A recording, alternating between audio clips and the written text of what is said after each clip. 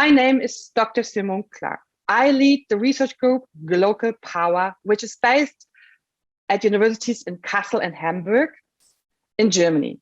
We are funded by the German Ministry for Education and Research and work closely with colleagues in Zambia, Ghana, and South Africa. We mainly conduct research on renewable energy transitions. Today, I will talk about risk mitigation in renewable energy transition by aligning business opportunities with demands for just energy transition. As most of you know, almost 600 million people are still without electricity access in Middle and Southern Africa. To provide energy solutions to these unserved customers not only ticks developmental goals, but offers lucrative commercial opportunities for businesses.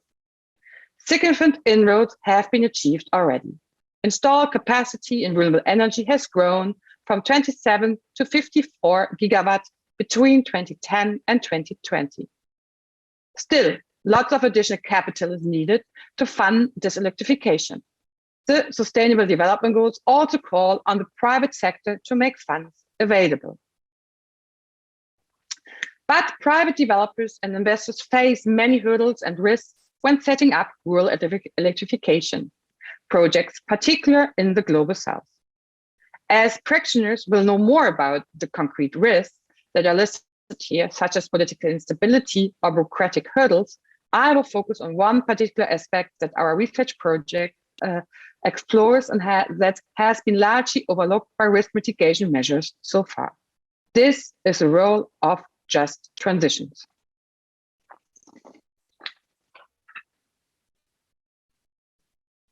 The question of this talk, therefore, is how can a just rural electrification be achieved? We conducted several studies around just renewable energy transitions, which are listed on the last slide. We argue that keeping a few justice tools in mind can help turn renewable energy projects into successful long-term projects. Three learnings are insightful. A holistic approach is required. It doesn't just need one policy or program or funding. Governments need to create a holistic vision for providing access to energy, following comprehensive policy mixes that also keep in mind domestic industry concerns, for example. Secondly, ensure local participation in the project. We argue that market-driven solutions like auctions can be more successful and less risky if local public institutions with democratic legitimacy participate in implementing these projects. This is even more true for local communities that need to be recognized as stakeholders and involved at all stages of planning on or off-grid solutions to contribute to successful project implementation. Thirdly, similarly, sharing benefits of the project with affected communities will increase local acceptance and thus help decrease political risks associated with new projects. However, these financial benefits must be substantial enough to incentivize collaboration and distribute fairly and timely within the community. Let me take these learnings more concrete by briefly talking about the Beyond the Grid Fund for Zambia, a private rural electrification initiative established in the country through Swedish.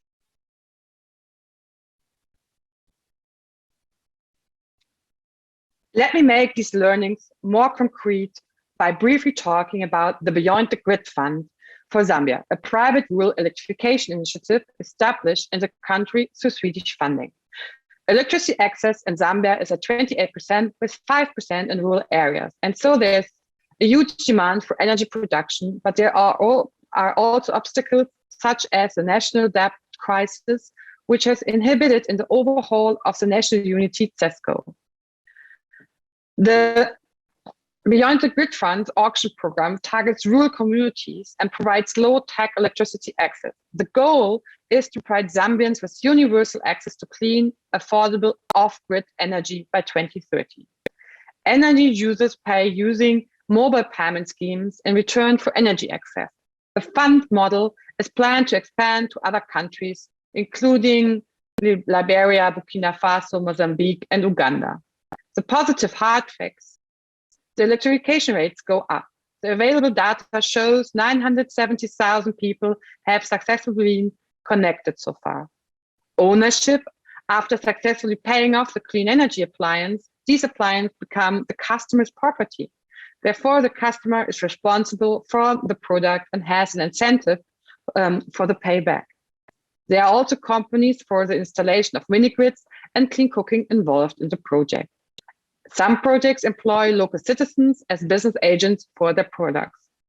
At the same time, the project could improve on various forms. There's very little state, no civil society participation. Only modestly wealthy people can afford the appliances. There's still no solution for the poorest customers. Land allocation in Zambia often works through direct negotiations with local chiefs, which often overlooks the interest of other tenants and potentially leads to conflicts.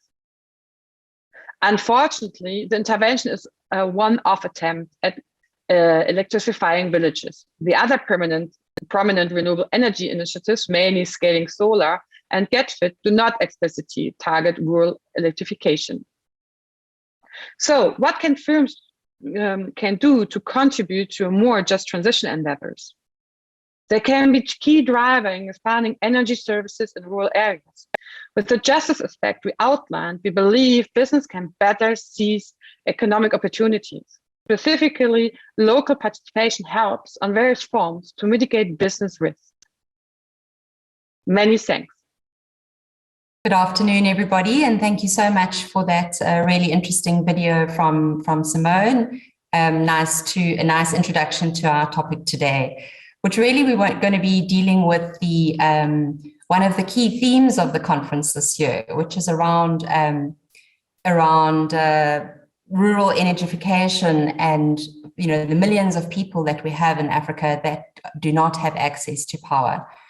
So if we look at the region, and this has been discussed throughout the conference and is really a focus of today's session, North Africa, mostly electrified. If we look at sub-Saharan Africa, about 30% or less. That's obviously excluding South Africa. And in general, in Africa, around 600 million people that do not have access to electricity. And this is obviously really an important element and something that really needs our focus at this time. It not only deals with people at a grassroots level and what electricity means to them on a day-to-day basis. We talk about safety, even we talk about cooking safely. We talk about having access to online courses, education. All of those elements, and obviously the electricity is just unlocking, the huge economic potential of Africa. So we have some really esteemed speakers with us today, which I would like to welcome. I will give them an opportunity to introduce themselves and to talk about, what they're involved in and what they see in this space. Throughout the conversation, we'll talk about the value chain of electricity from generation right through to delivery into households, and what different elements are required to support that process. So I'm going to start with asking the speakers to introduce themselves and just talk about what they see in this space. Simone, I'm going to start with you. If you could introduce yourself. Yeah, thank you, Wendy, for the introduction to our panel today.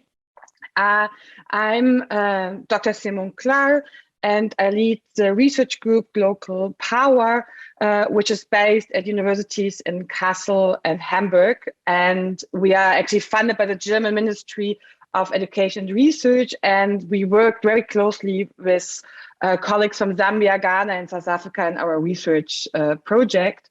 And what we're actually doing there is to understand renewable energy transitions in terms of what kind of policies needed and how it's actually, what kind of finance instruments are available and how they actually are supportive or not supportive in this concrete project.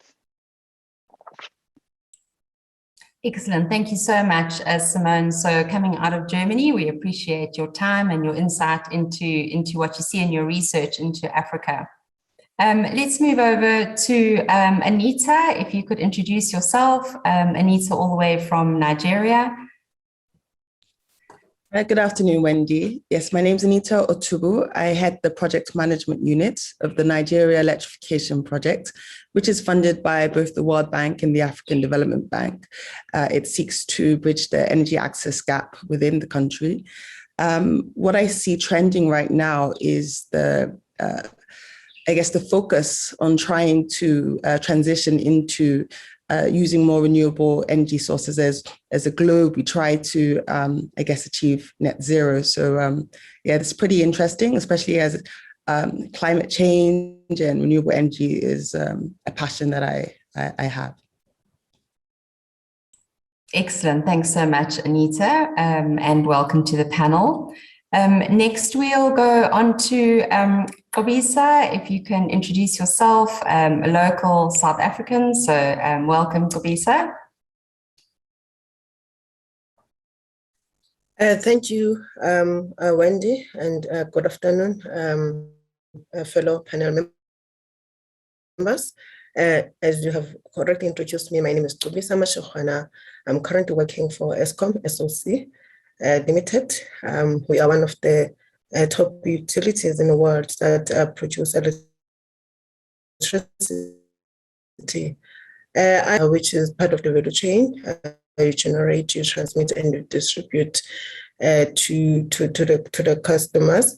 My main focus in my role is mainly on contract, ensure that we have adequate infrastructure in place to be able to meet the growing demand for electricity. Thank you, Wendy. Excellent. Thank you so much to Gobisa from Eskom. Then we have Olu, also from Nigeria, and to give us some insight as to the Nigerian and West African situation. Thanks, Olu. Yeah, thank you, Wendy, and great to be here. My name is Olu Arike. I work with Horsepower Systems, leading the local team for what we're trying to do in Nigeria and across West Africa. For us, we see West Africa sub-region and other parts of Sub-Saharan Africa fraught with a lot of opportunities. Essentially, the fact that most people, over 600 million people, are still unelectrified, presents a lot of opportunities for companies like ourselves to continue to provide reliable and affordable clean energy for these people to power their businesses and households. Great to be here. Excellent. Thank you so much, Olu. And we look forward to hearing about those projects and opportunities today. And then last, but of course not least, we have Sumaya on the line. Sumaya, if you'd like to introduce yourself. Yes, thank you so much. Good afternoon, all. My name is Sumaya Mohammed. I'm from Power for All. Power for All is a global advocacy campaign network. Our work focuses deeply, looking at research and then, what are the key findings and how can we support, impacting policy as well as the rest of the stakeholders that we, what we, find with our findings. I'm currently heading the Utilities 2.0 project that Power for All is leading, and it's funded by the Rockefeller Foundation. You will hear me speak quite a bit about, the opportunities around integration and collaboration. So that's me in a nutshell. Excellent. Thanks so much, Sumaya. So I think to set the scene for today, we've spoken, both Simone and Sumaya have spoken about the research. And so I'm going to start with just asking the two of them if they could just highlight a bit of the research that they are doing or have been involved in. We know there's 600 million people that don't have access, but what sort of research are you focusing on? And What are some of the key insights into that in order to sort of set the frame for today's discussion? Simone, are you happy to start? Yeah, sure. So when we started this research project, I was actually sitting in Zambia on the bus from Livingston to Lusaka, and we were actually thinking about what we have actually to learn about renewable energy transitions in Africa, and then particularly where we're heading, sitting in Zambia at that point. And so for us, it was very important on the first hand to understand what kind of policies are actually needed on different kind of scales, like nationally, but also in provincial and rural areas. That was like the one, and what kind of tools you actually need to implement those kind of policies. And as we all know, that's always a huge question, what kind of financial background you have, how you gain access to finance specific projects on the ground. And then we also were interested in, okay, what kind of funds are actually available for different kind of stakeholders, like for governments, but also for business, and also for like the ordinary people, how they can apply for money to get a grid or off grid on or something like that. That was actually the starting point. And during that time, we were actually also more focusing on questions like how can actually everyone be involved in getting like their own possibilities and also ownership regarding energy access. And that's the second part. We were looking on the kind of energy justice and climate justice issues in the whole process. And we developed on the one hand a kind of criteria, what could be like a good distributive procedure or and recognition of justice in those processes. And secondly, we were also looking at how actually are those projects designed in concrete. So what's actually happening, as I worked very often in South Africa, so we were looking at REAP, for instance, how it's actually designed and who can get access, and what are good and bad examples for renewable energy implementations. And we were also looking at concrete small projects and funds like the GetFit process in Zambia or the Beyond the Grid Fund, so to get an understanding. And that we are also trying always getting back to colleagues in those areas, because I can't sit in Germany and decide, okay, this could be a good policy or a good instrument for the implementation on the ground, because that's not my role, what I have. I'm just there for providing tools and ideas how we actually can get the energy access to all the 600 million people who don't have one. Excellent. Thanks very much, Simone. So really research more around policies and tools and how we actually can increase that energification. Thanks for that. Sumaya, on your side, research also very much around policy, this policy side? So for us, we're trying to unlock, the potential of, collaboration. I think we're in the age and the era where, decentralized systems are going to become, key in, electrifying people. But the missing link in this conversation is we cannot leave the utilities behind. So our project focuses on how is the utility going to transition and what role does that utility, play in,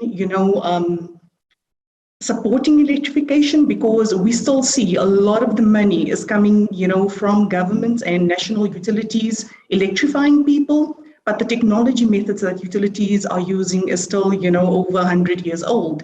So we need to bring the utilities along this journey, because they can support, providing access and also, supporting with reducing that cost, overall. So that is what the Utilities 2.0 project looks at, is how does the utility transition and how does that utility start to, collaborate with decentralized renewable energy, partners in the sector. Excellent. Thanks very much, Sumaya. And that probably leads obviously quite well into Eskom. And Gobisa, if I can ask you to come in there, you're obviously working quite closely with Sumaya and team. And how does Eskom view it? Because I think, and it's that debate around, are we trying to connect everybody, you know, to the transmission and distribution grid, or are we looking at, you know, off-grid solutions and distributed generation? So just from an Eskom point of view, in terms of obviously more the transmission and distribution side. Thanks, Wendy.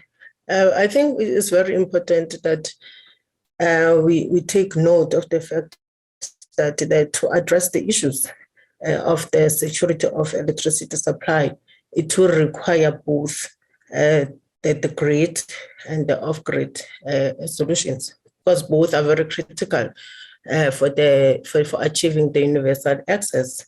And then when we look at Eskom's role, particularly being a state-owned enterprise, it's without question that we are committed actually in ensuring that all households in South Africa are electrified, and not only that, that will contribute towards achieving the economic growth of the country.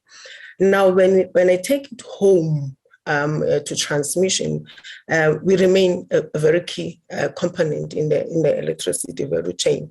So in terms of our role, as I said earlier on, we are responsible in ensuring that we transport actually electricity in bulk from various generation sources, and ensure that we distribute that throughout South Africa and also to the other SADC regions. And over and above that, then distribution kicks in terms of distributing it to our networks and metros and municipalities. But the point that I mentioned earlier on is that there is a need actually that we all actually utilities with that researching solutions, both the grid and also off the grids, to say how best can we achieve and promote this universal access that is required in Africa. Thank you, Wendy. Thanks very much, and appreciate that. And obviously, you know, the grids and the method of delivery is so important. But if we can just go back to, if we look at the value chain, you know, of generation, transmission, or mini grids, you know, right down to delivery at the households. And obviously that generation, you know, can be done on a utility scale, such as Eskom, and it's done at very small scales as well. So maybe just some insight from, and I'll look to Anita first of all, just some insight in your experience from Nigeria on sort of project developments and, you know, privatization of those generating units. What are you seeing from your experience in that space? Thanks, Wendy. So in Nigeria, we have privatized the sector. So both the generating and distribution assets have been privatized. However, the transmission assets are still owned by government. So there still is that public-private sector partnership, if you want to call it that. Yes, even with the privatization, unfortunately, though it had good intentions to help bridge this energy access gap and, you know, to rehabilitate the existing generation and distribution infrastructure. Unfortunately, we haven't been able to see that universal access that we thought would come with the privatization of the sector. And as a result, the federal government of Nigeria has embarked upon off-grid solutions as well to bridge this gap. As I think was mentioned by one of the other panelists, it's important that you have both on-grid and off-grid solutions if you really want to achieve universal access within the shortest time frame and at least cost.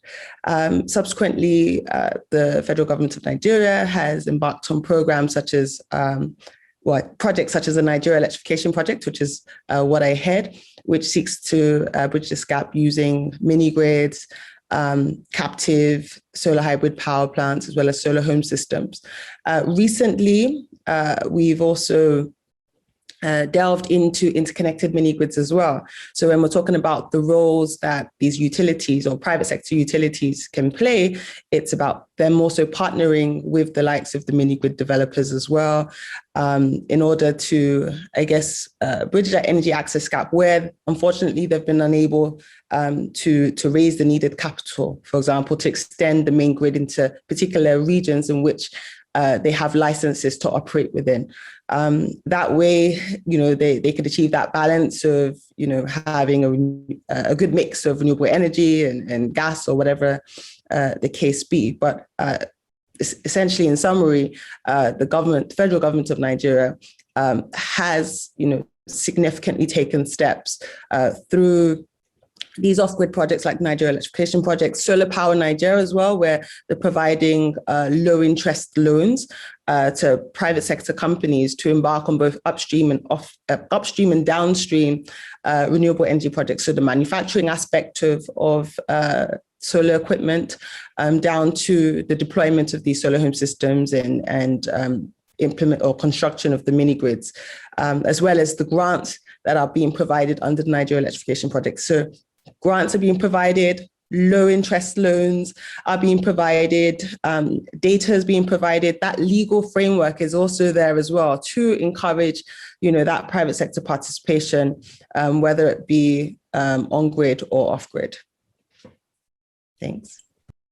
Excellent, thanks very much. Yeah, interesting to hear the different business models and to see that from the Nigerian electrification project. I don't think it's something that comes easy almost, especially to utilities, to go down to that, small scale generation. And it is important to bring in, new thinking around that. I think we've lived for so long with the utility scale,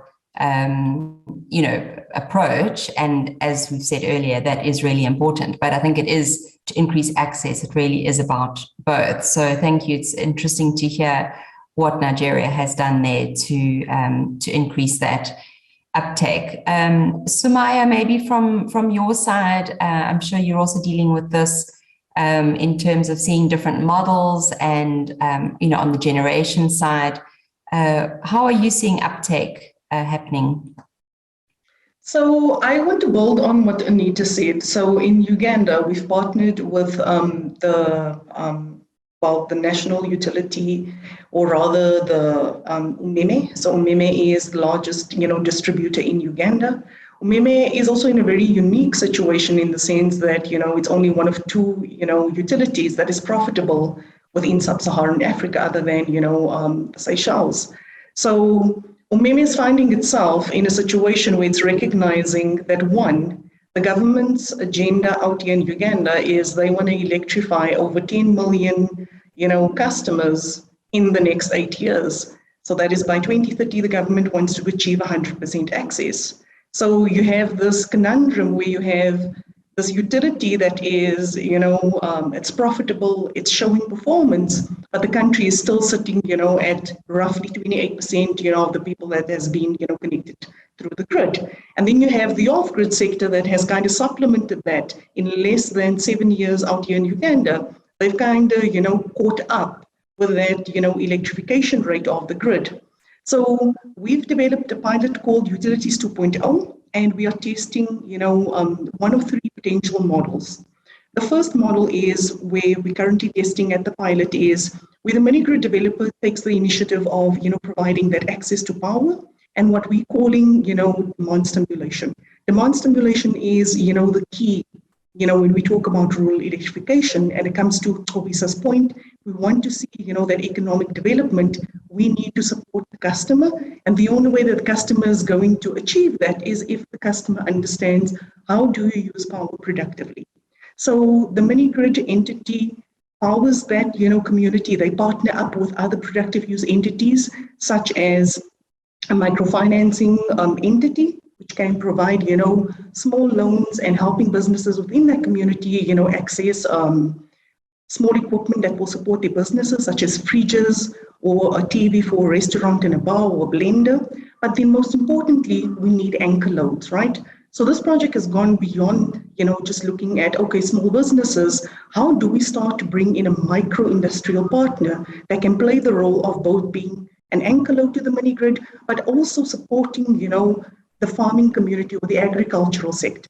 I think Africa is going to see a significant, boom within its agricultural sector because there's a lot that needs to be done. And that sector, is being held back because, again, they don't have access to power. So the farmer is being shortchanged because he has to deal with so many middlemen because the middleman takes that product, takes it to a city that has power, and the farmer, gets left out of the equation. But all of a sudden, through this integrated approach, you are bringing in these actors and you bring both technology and financing solutions, to a community that needs it, and you're giving them the tools to really, be on that journey towards, development. So once that customer development journey has been completed, I need to emphasize that the utility, is key in this. So the utility is part of the planning and design of the project. So that LV network and the meter that the mini grid utilizes has been agreed upon, right at the design stage, because the idea is you're going to build that customer, and once that, customer's demand outgrows your generation supply, it's time to interconnect. I need to emphasize that what we are seeing is that, this application will most probably work likely in a 3 to 10 kilometer radius from the grid, because that is where we also find that, these models makes the most, financial sense. But what we are seeing is another, model in the sense where the utility leads. Now, one of the key, cost drivers is cost of capital. The mini grid developer or the mini grid sector is still, being heavily financed through, grants, and the sector, still needs to, find that appetite or that solution, to commercialize themselves and really get the necessary financing that they need. So this application, now all of a sudden you're leveraging the strengths of the utility and the mini grid developer, and you are now reducing the cost and you're making mini grids a little bit more commercially attractive.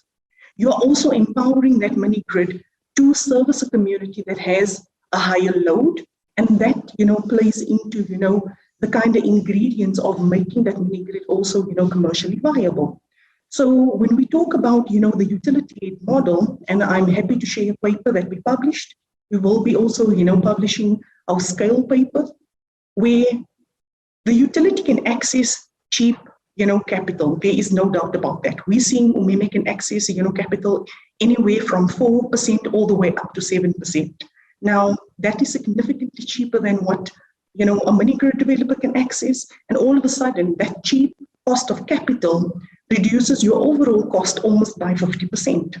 So now we're talking game changing, from a macro level, because all of a sudden your cost of connection is not $1,400, dollars per connection.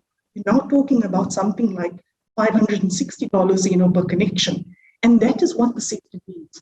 So how is it that you then partner with a government that has the ability and that backs these large utilities? But then at the same time, what we are seeing in Uganda is the government has significantly invested in, its supply capacity. But, they now need to, push that power to the consumer. And you find that money cannot flow even into the distribution sector where the investment is now needed. That mini grid partnership with the utility, all of a sudden you are unlocking, that bottleneck, because that's the beauty of a mini grid. It combines both, generation supply and distribution technology in one. So this kind of, gridlock situation that even the national utility faces, all of a sudden that gets unlocked through this integrated partnership, and it further, can reduce costs.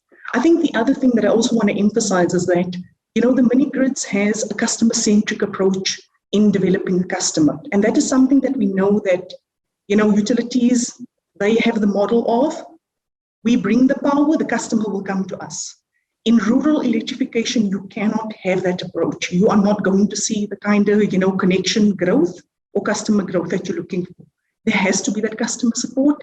And that's the kind of, knowledge, skill, and know-how that the mini grids also kind of, bring and do that kind of skills transfer, with the utility.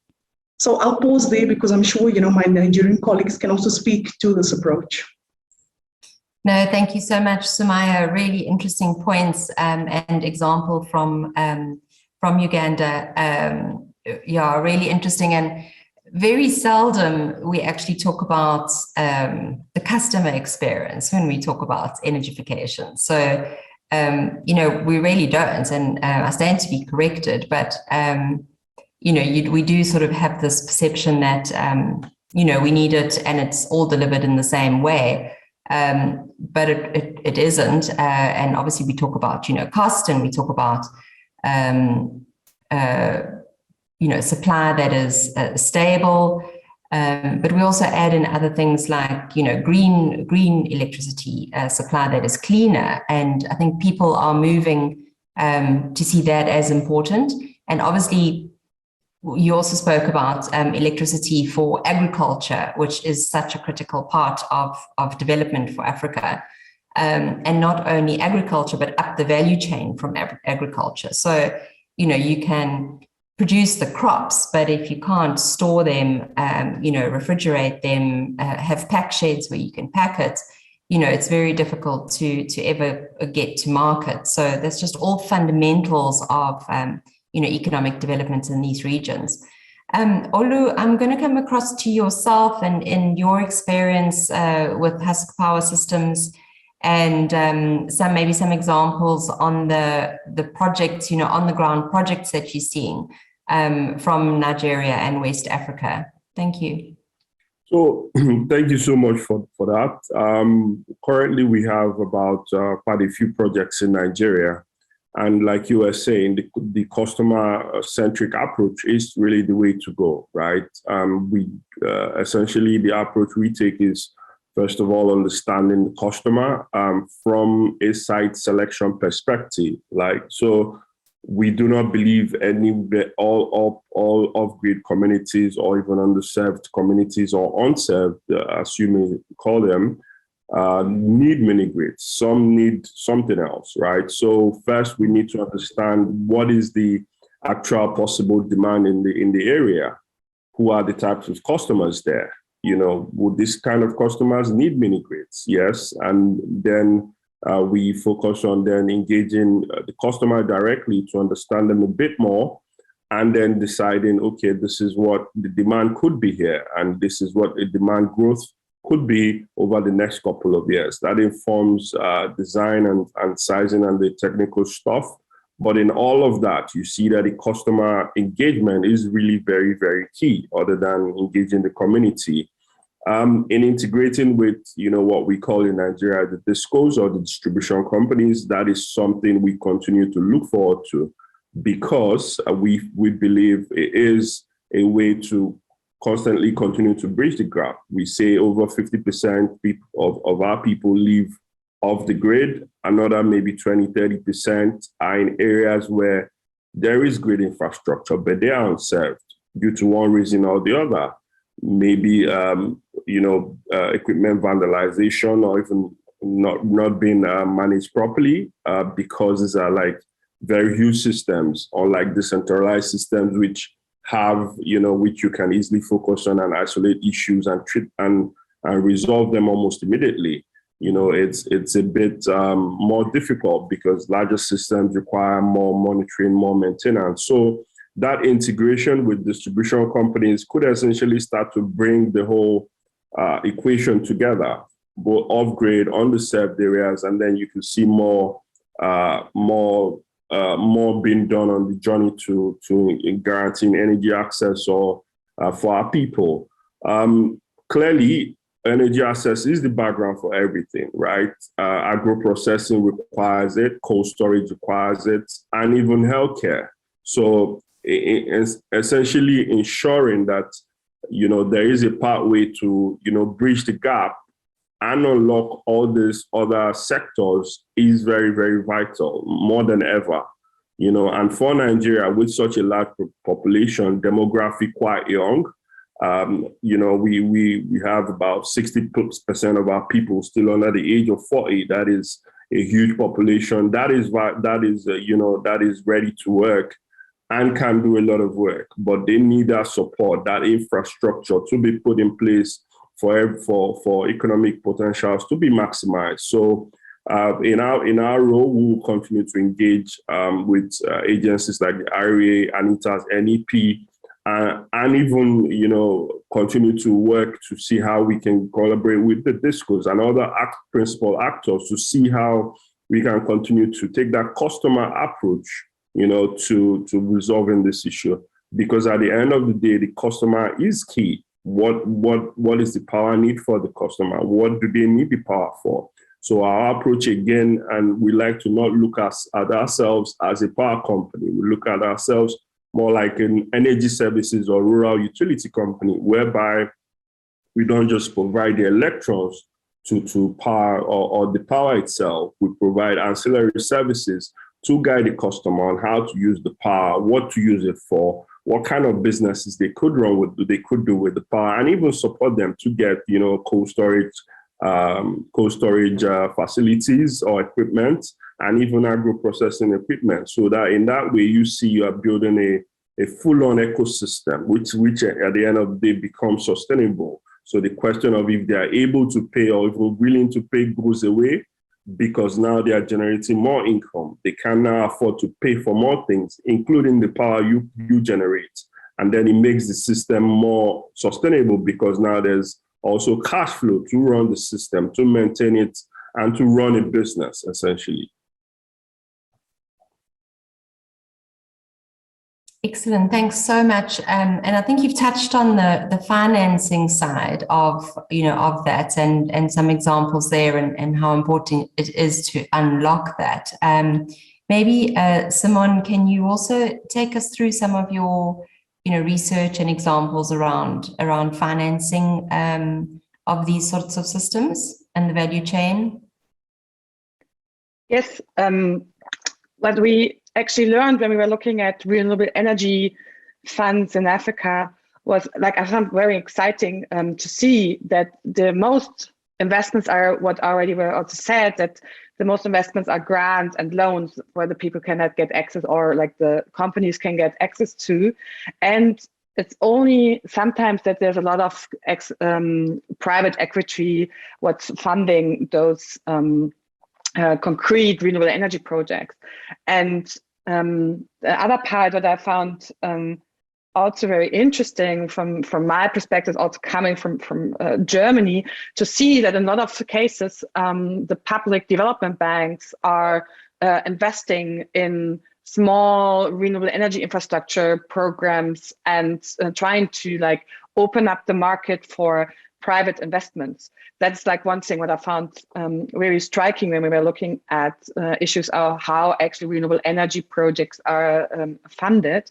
And but it's not only that there's only European or global actors involved. So even the development banks in Africa are also very involved in those kind of designing and shaping access to finance for renewable energy projects. The other part what I found very interesting is when we're looking at how actually the finance is distributed, you can see that there are kind of, how you'd say, kind of finance darlings, I would say. And that's probably, for instance, Uganda, but also South Africa anyway. And then you find some countries who are actually really neglected, and that's the really poor countries like Togo, for instance. So there's not so much access for building up infrastructure projects to have more renewable energy, and what you actually also need if you're thinking about climate change and green transitions, that there's the need for having more renewable energy in this regard. And on the other hand, what was also very interesting is also to learn how complicated it is actually to get finance from for African countries or African domestic businesses on the global financial market, because of all kind of we shape dependencies and also what kind of securities you must have for. And that was really striking when we were looking at the Zambian case, because there's a really huge demand for more energy. But on the other hand, due to this kind of question of debt crisis, it's very hard to get this kind of finance for the project. And so there has to be, and this is like the point where like finance and policies have to be like much more engaged. Where it's actually needed that there are some policy strategies like de-risking mechanisms for those countries, so that they can actually also have the possibilities to implement more renewable energy. And what I was learning before, when we were talking about like the mini grids or off grid and how they are actually shaped in all this kind of countries, and we were talking about customers, I was wondering what's like, it's also very important, the affordability of energy. So when we're talking about financing huge infrastructure project for energy, or also a lot of off-grid solutions, we also have to think about, when we're looking at the end of the customer, who can actually afford to have this kind of access to energy and how they can actually paying for that. So that is something what we're also looking when we're looking. That's also something where we are looking at the question of how domestic companies could be much more involved in also shaping a kind of more rural energification in several African countries. Excellent. Thanks so much, Simone.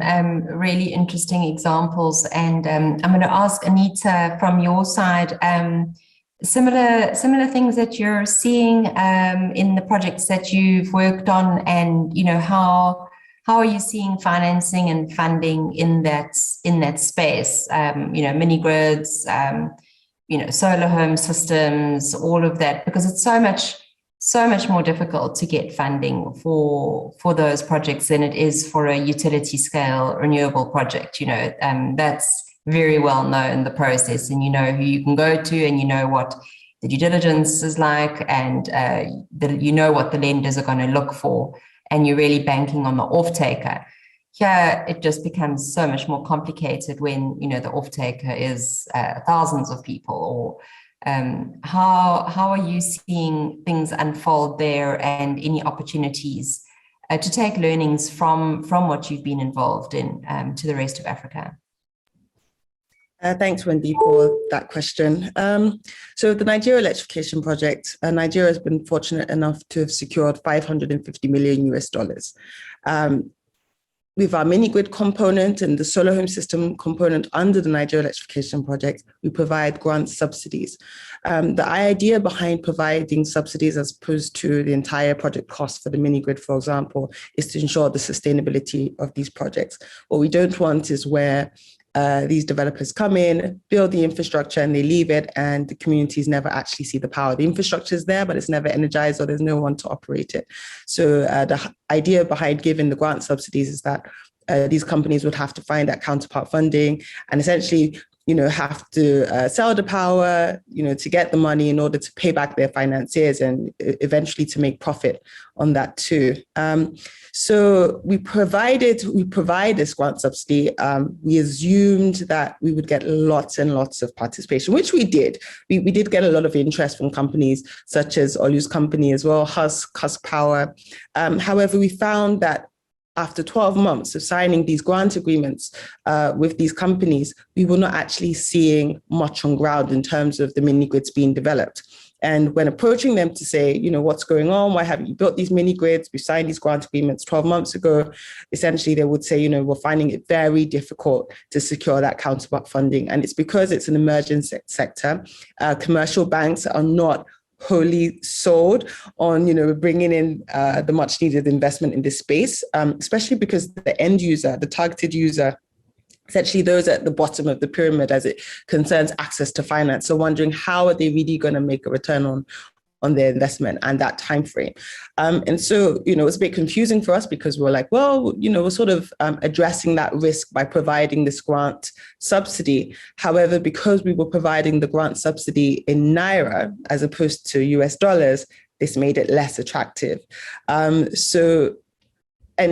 secondly, another issue we found, and I guess a lesson learned for us, the program is a results-based financing sort of facility. We only pay out after we see something on ground, because fortunately there is a reputation for a lot of white elephant projects or substandard projects. And so we wanted to ensure that before we give out our money, this power actually gets to the end user. So we were providing these grant subsidies after 90 days of supply of power from the mini grids to the households. So this wasn't enough for the financiers. They were like, there's a huge risk. We're not sure that you would actually get this money, from the Nigeria Electrification Project to pay us, a good sum of the money we've provided to the developers. So we've had to, increase the milestones. So we pay 40% at the point of successful delivery of the major equipment, including the meters at the site, 40% at the point of technical commissioning of these mini grids, and 20% after 90 days of supply. So we're constantly redesigning the program towards getting that much needed counterpart funding and much, investor confidence in this space to support our private sector mini grid developers and solar home system providers. With that being said, government's actually taken another step ahead. I had mentioned the Solar Power Niger program. So it thought, okay, fine, we're providing this grant subsidy. They need to blend it with a loan. Let's provide single digit interest loans, particularly only for our local companies. I think Simone had mentioned, how do we get more local companies involved in this space to bridge this gap? And so again, with this loan, with this grant, what we're hoping that they'll be able to successfully and at scale build these mini grids and deploy these solar home systems across the country. What else is there to add to that? I think that's really it. We're just waiting to see. Oh, no, sorry, forgot to mention. So to bridge or to address this aspect of not being able to pay in dollars, unfortunately, we have increased the grant amount. I'm not sure if I'd mentioned that. So it used to be the Naira equivalent of $350 per connection, but we've now increased this to $600 per connection, which typically is about 60%. And so with that being done, we have found a lot of financiers, commercial banks and the likes really showing that much interest. The country has also been fortunate enough, as well as getting funding from the World Bank and the African Development Bank for the Nigeria Electrification Project. You have the likes of Orlon, you have who are providing loans, even equipment financing as well. You have GIZ, you have USAID's NPSP program, where even if they're not providing funding for infrastructure, they're providing funding for technical assistance to support these private sector mini grid developers and solar home system providers, to scale up. So in a nutshell, I don't think we're doing too bad in Nigeria, but definitely lots of lessons learned, and it's an evolving sector for us to sort of master. And hopefully, once we master this model or models, we can replicate this across other African countries. Thank you. Excellent. Thanks so much, Anita. Really interesting to hear what you're doing, and thank you for sharing some of your insights, because so often you either hear that it didn't work or you hear the end story of how successful you've been.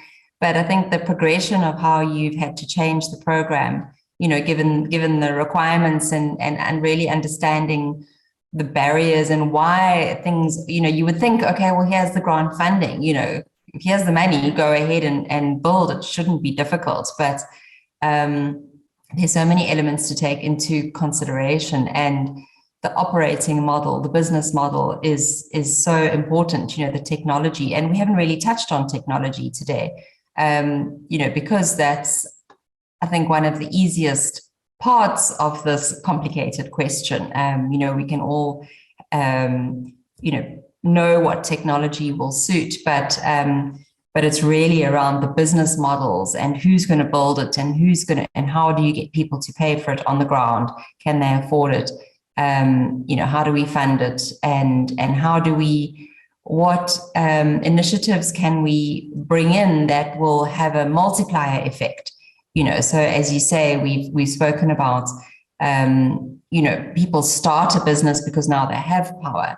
Now they want more and more, and these mini grids will eventually connect up to the utilities, through larger transmission and distribution lines. So that's really, really exciting to hear, and thanks for sharing some of your lessons. I think what I'd like to focus on also, and I think you've probably started, Anita, but you're welcome to add some more further along, is where are the opportunities, across all of you that you're seeing, and how do we really mobilize leaders? How do we mobilize these elements that support this value chain and the uptake?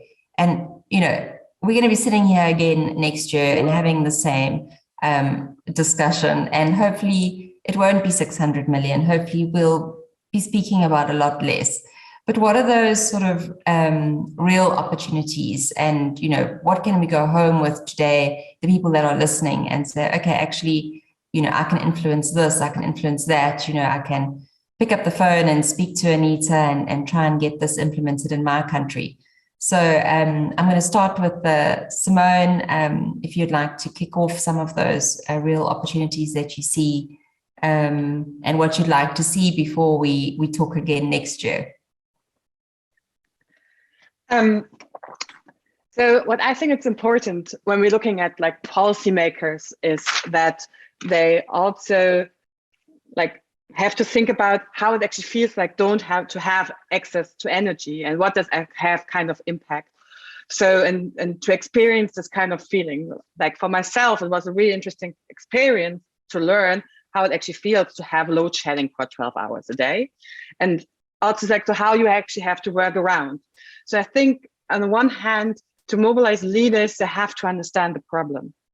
So to understand the problem and why it's very important to tackle this issue. And it's not only the question of how we're getting everyone on the grid at that point or off the grid, but it's also about how we're actually ensuring and the basic needs and fulfilling sustainable development goals. And this is one point. And then to see when we then looking at concrete at the question of energy, I think that they have a lot of possibilities to look how we actually can make policies better, how can they actually getting engaging and much more better into the whole system. So what would be one very important point is also to look at the IRENA criteria for renewable energy policies, for instance, the distributive, the enabling policies, and how they're actually in direct policy, and how they actually can work with each other and to be also part of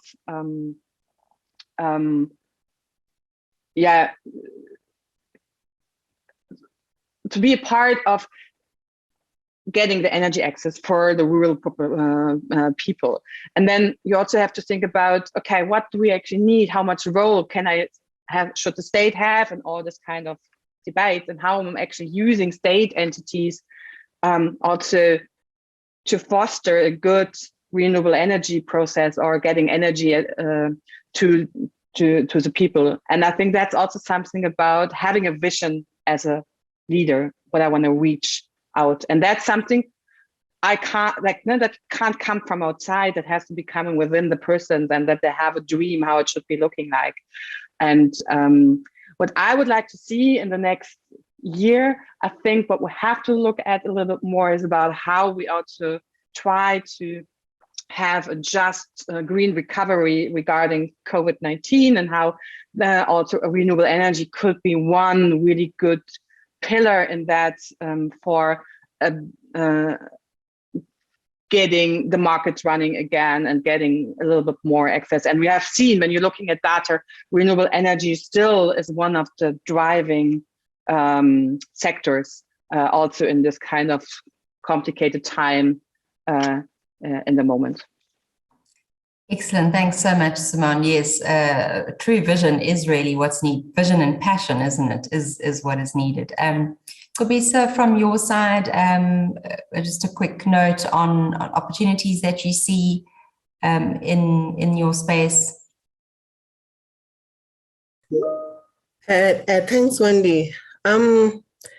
Firstly, what I'd like to touch on, I think from transmission side, we have shared actually to the public and to the entire continent in terms of our plans, that is transmission development plans, which are a 10-year program actually on how we are planning to address the issue of the increasing demand.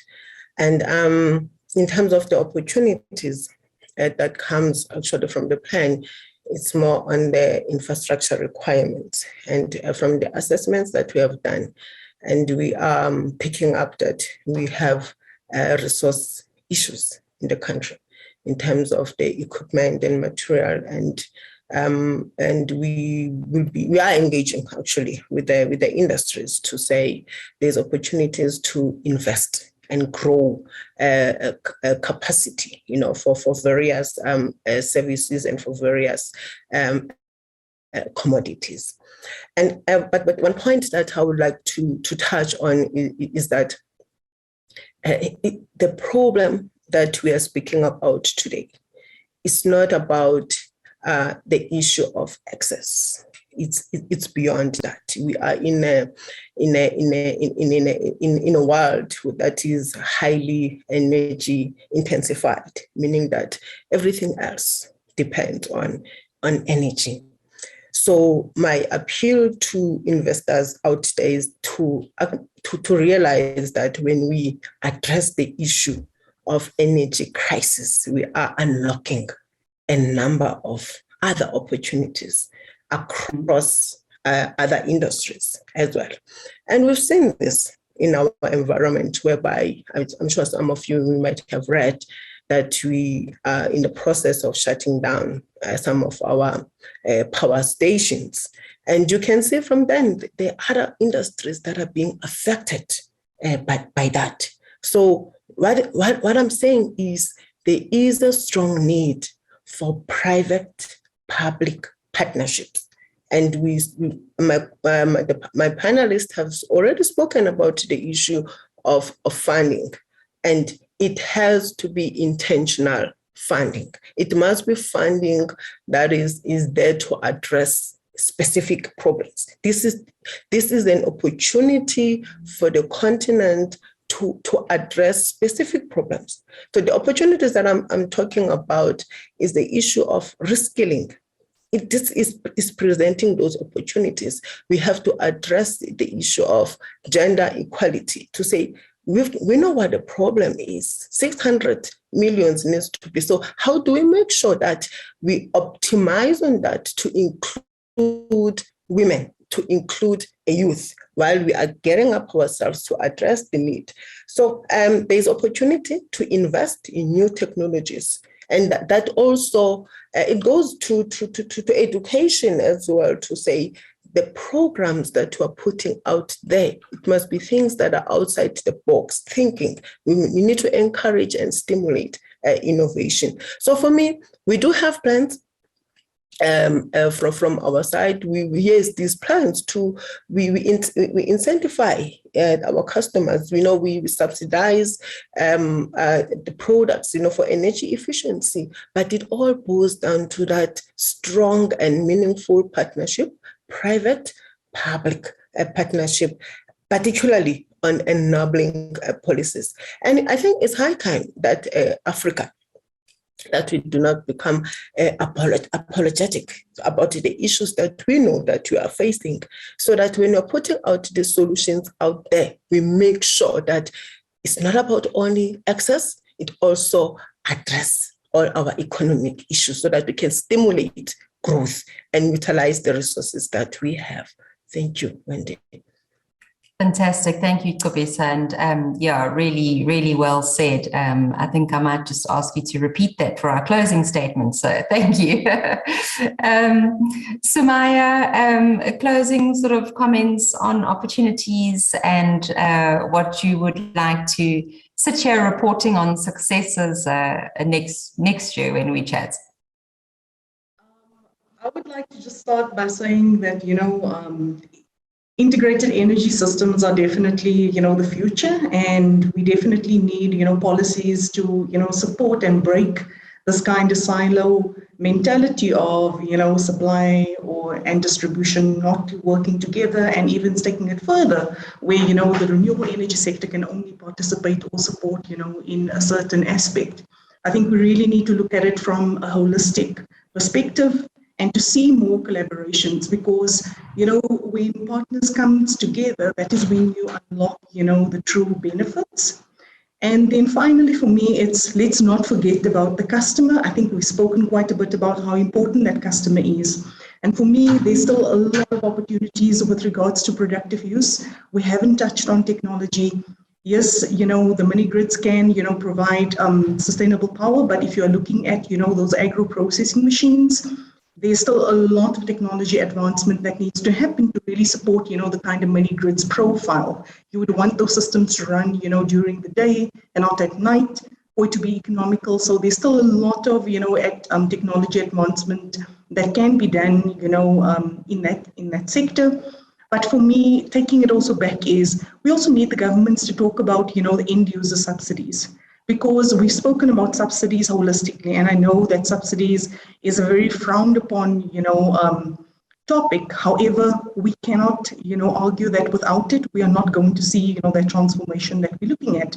But let's also not forget about, that end user, because you are going to find, microfinancing institutions coming in, and that end user is going to pay quite a high amount of interest, even if it is empowering them, to, further develop their businesses. So how does governments come in and really buy down, that cost, that the end user has to, incur?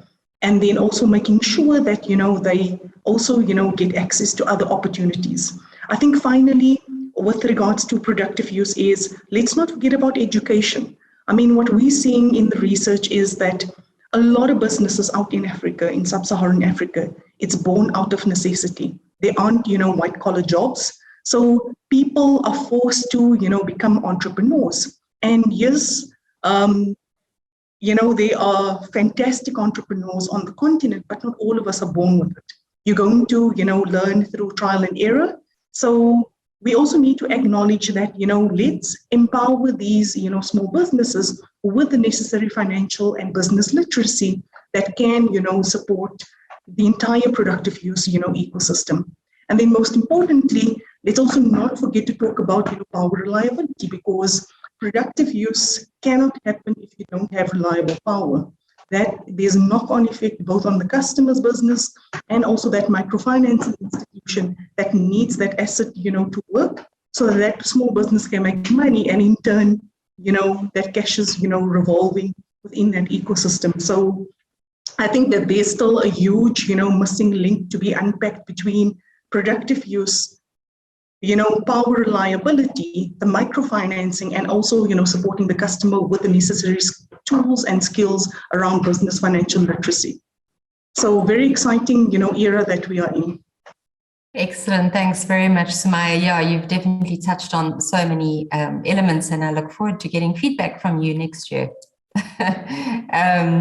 Olu, from yourself, in terms of closing comments and opportunities that you would like to highlight.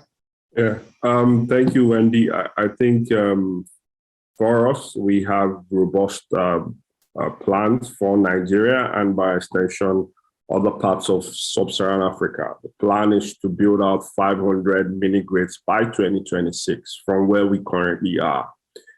Two things or a few things that can support that: a very great regulatory framework, financing, and of course, understanding the stakeholder management from the customer to the, to other stakeholders. For Nigeria, the regulatory framework is fantastic. It has borrowed best practices from India, similar market, similar demography, but different nuances, and we've got that right on that note with regulations, with the mini grid regulations, which is about 6 years old now. And with that, we've seen the money coming in, patient capital coming in front of, in the form of grants. Now there's also private capital coming in, single digit interest rate debts. and also private equity. So a lot of that still coming in, and then the approach of maybe if we can then get it right with collaboration across board, then we can say, yes, we've now cracked or we've now have a clear pathway to how we can scale the sector as a whole. The opportunities are there, obviously. The numbers are humongous. 55% of Nigeria, if you do the math, that's about 90 million, 100 million, depending on who you ask. These people need power. And again, most of Nigeria, I keep using Nigeria because that is, you know, they say if you solve Nigeria's problem, you've solved most of the problems across sub-Saharan Africa. And if you look at the numbers, most of the food we eat or we consume in Nigeria come from these rural areas. There's a lot going on in these areas. Economic activities, you will not believe. I think for every community I've been to or we've seen, every community across board, people watch football. How do they do that? They have to power themselves with a TV, a generator, and of course, cable decoders. So the opportunities already exist. People are already using some sort of power. Is it reliable? No. Is it affordable? No. Is it also clean? No. But we have this opportunity, and like a fellow panelist said, we do not have an energy access problem. There is energy intensity already. It is just being able to find all the other ingredients and put them together and let everything come in place and then scale. The opportunities, like I said before, are there. The customers are willing and able to pay. Those questions should begin to go away because with customer-centric approaches, then and ability to understand these customers, then we can see that the questions of ability and willingness to pay have begun to go away. You know, this is again a business, or you could look at providing power or energy as something as a business that is based on socioeconomic behavior. So understanding that socioeconomic behavior across board is very key to understanding the customer. In addition to regulations being right, policies being right, and then finance coming in. I think you know, not just the sky being the limit, just the stepping stone for what we can achieve in the sector. Excellent. Thanks very much, Olu. Great summaries there. Anita, you gave us some fantastic opportunities earlier, but I have given everybody else an opportunity to make a closing comment, so I wouldn't like to leave you out. Any very final comments before we close out?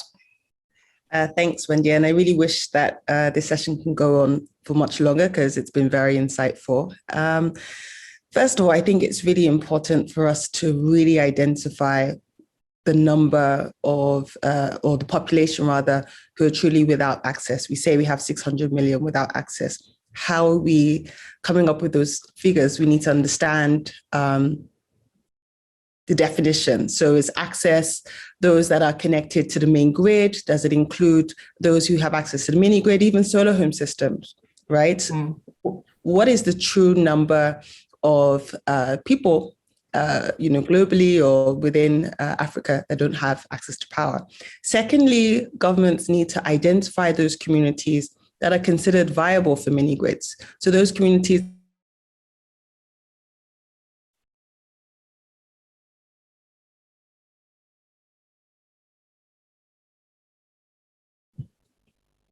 I agree. So sorry about that. Do you want to just go a minute back and just start that sentence?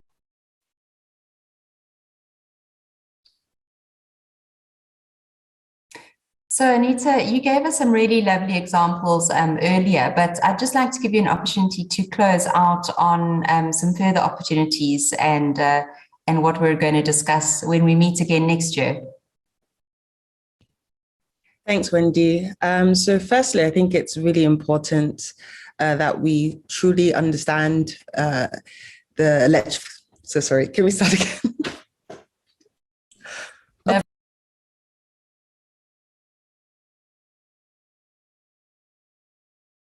So Anita, you gave us some really lovely examples earlier of projects in Nigeria and how you've dealt with some of the challenges that we've discussed. But maybe just in closing, some opportunities and how are you going to measure success, and what are we going to be talking about in your successful projects next year? Thanks, Wendy. I really wish we didn't have to end this session so soon. It's been very insightful. Firstly, I would like to say that it's important that we truly understand what the access to electrification rate is. Is it truly 600 million? What are we defining as access? Those that have access to just a mini grid? Does it include mini grids? Does it include solar home systems? And once we're able to identify truly what that access rate is, it's important for governments to also identify those communities for the right solutions. So for example, those communities that are pretty far from the grid, but they're densely populated with economic activity going on, for example, proposing mini grids in those communities. And then those communities that are far from the grid, but very sparsely populated, not really close, the households aren't so close to each other in terms of proximity, very minimum economic activity and load demand, pushing the solar home systems to that end. It's really important that we're able to identify the best solutions for certain communities if we truly want to achieve universal access at least cost and within a short time frame. Now, with that being said, the opportunities in Nigeria is that we have grants, we have loans, we have data for private sector companies to come in and build those mini grids in those communities that we consider viable.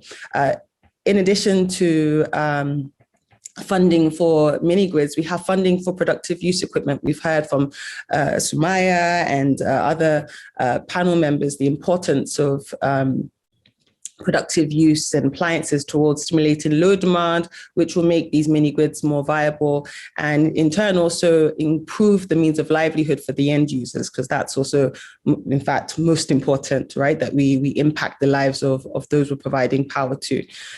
So we're providing grant subsidies. We have grant subsidies for those companies who are in the business of productive use appliances and equipment. So please do reach out to myself. I'm sure my details hopefully will be provided. We have opportunities for solar home system providers as well. If you're in the business of solar home systems and you want to scale up significantly, but you don't have the funds to do so, again, we provide, we have that grant funding. We also have loans provided by the federal government of Nigeria to support companies in this regard as well. Also, for those researchers, we can't do without data. So if you are in the business of research as well, please do come over to Nigeria. Help us, to get the much data that will further bring in more investment and help us to really bridge this access gap. Thank you. Oh, also finally, I am hoping that by the end of the Nigeria Electrification Project, we should be able to achieve significant access, and not just access, but to improve the lives of those who are receiving the power, whether it's to do with improved education, improved healthcare facilities, and improved economy as well. Thank you. Excellent. Thank you so much, Anita. Really, really good points. So I think just in closing, it's been such an interesting discussion. And yes, as you said, Anita, I wish that we could carry on for a lot longer, but there's so much passion and so much experience, in this virtual room to tap into. And I'm sure that you'll be getting a lot of calls from people asking for your advice and input across the team. So really we've looked across the value chain, and we've spoken about the various critical enablers to increase our energification of Africa. And I think that this panel has highlighted so many things. It's highlighted some of the challenges, yes, but it's also focused on the opportunities that are out there. And I guess as a closing comment, I would just appeal to the people in this virtual room, as well as the people in the conference as a whole, is that let's bring together our passion. Let's develop a clear vision, and let's go out and and really get access, for these people and unlock Africa's economic potential. So just on that note, thank you everybody for your participation. It's been insightful, stimulating, loved your passion, and so appreciate your time. And hopefully soon we'll be able to meet in person and not virtually. So thank you so much, everybody.